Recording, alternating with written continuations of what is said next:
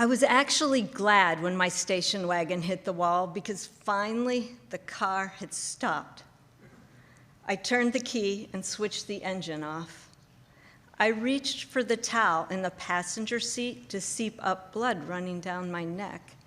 I'd always kept a towel and a can of pink power steering fluid next to me.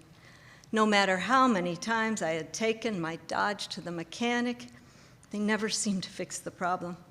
I just carried the fluid with me, knowing I'd inevitably run out. My chin was bleeding.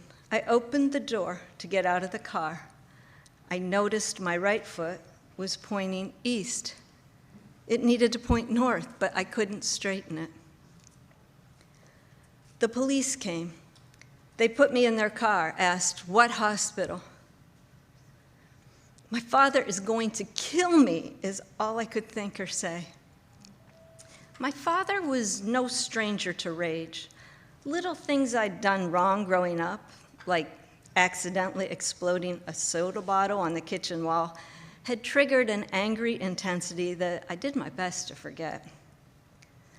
From the wheelchair, I recited my Social Security number and found my insurance card.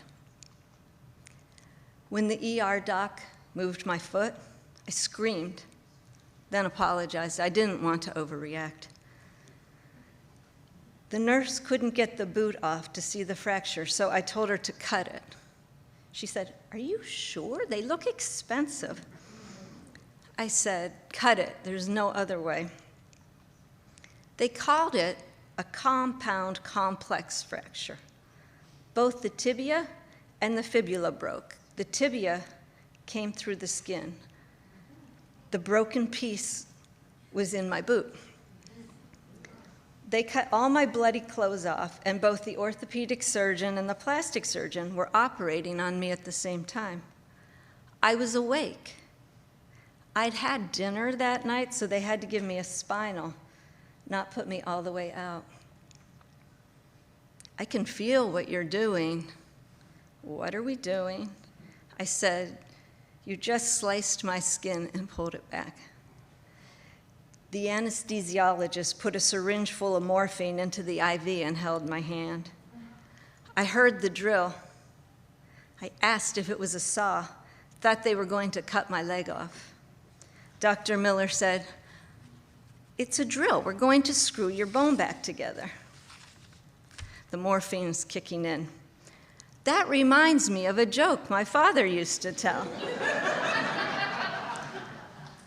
They kept operating. I kept talking. A salesman went to Boston and caught a cab at the airport. The cabbie asked, "Where to, buddy?" The salesman said, "Somewhere I can get scrawed." The cabbie said, "I've been driving this cab 20 years, and that's the first time I heard anyone ask for it in the pluperfect tense."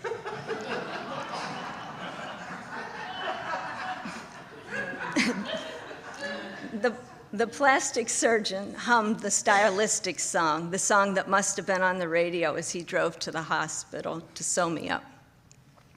"I know that song." "You work in radio?" he said from behind his mask. "TV." Then I sang, "God bless you, you make me feel brand new."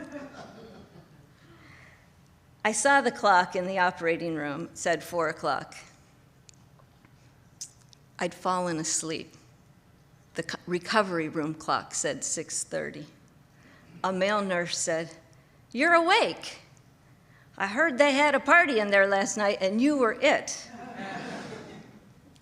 I'd been in the hospital 2 full weeks before my father made the trip from Pittsburgh to Cincinnati to visit me. My mother had gotten to the hospital the day after the accident. Maybe she told him not to come, tried to protect him from seeing me like that.